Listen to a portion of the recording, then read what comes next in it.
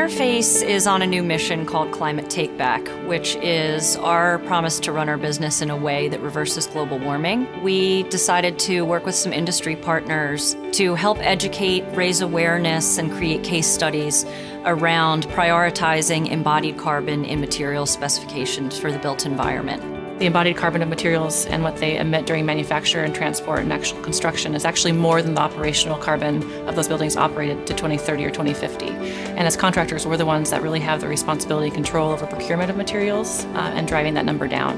materialsCAN is really about, first of all, awareness and being able to help the industry understand what embodied carbon is, and then also being able to share the tools and support those tools that are being created by the network that will be open source and available for everyone to use. We're not going to be a product or a building certification. We really want to lend our big names to building up the understanding of embodied carbon. So there's a lot of environmental impact categories, and it's difficult for folks to understand.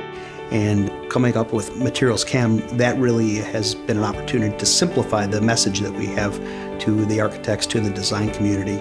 Materials are very complicated for designers with as much as they need to do in the time frame they've got. Often asking the question of how materials are made and what their impact is the last thing on their radar. At some point, our buildings need to be not only carbon positive in terms of operation, but also create an opportunity so that we can recapture what we've done over the last 100 years as a human species to our built environment. It's been sort of a long time coming that we have interest from the market in specifying products that have lower embodied carbon. I love it that we have other manufacturers that are interested as well and are starting to see that connection between lower embodied carbon in products and how sort of facilities are run. I'm very excited to see this grow even further. I think it's good for all of us. There's a great opportunity here in the architecture and design community to understand embodied carbon and act on it.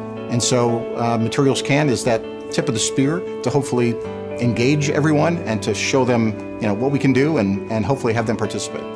I think materialsCAN has a lot of potential. First, to have leading organizations actually step up and say embodied carbon is important, but the fact that then we can then bring others into the fold and create an industry movement towards action versus just companies leading the way, I think is where things are going with materialsCAN. We want to start with manufacturers being transparent about the carbon footprint of their products, and then designers and owners and contractors really using that information so that we can actually make buildings part of the solution instead of just less of the problem.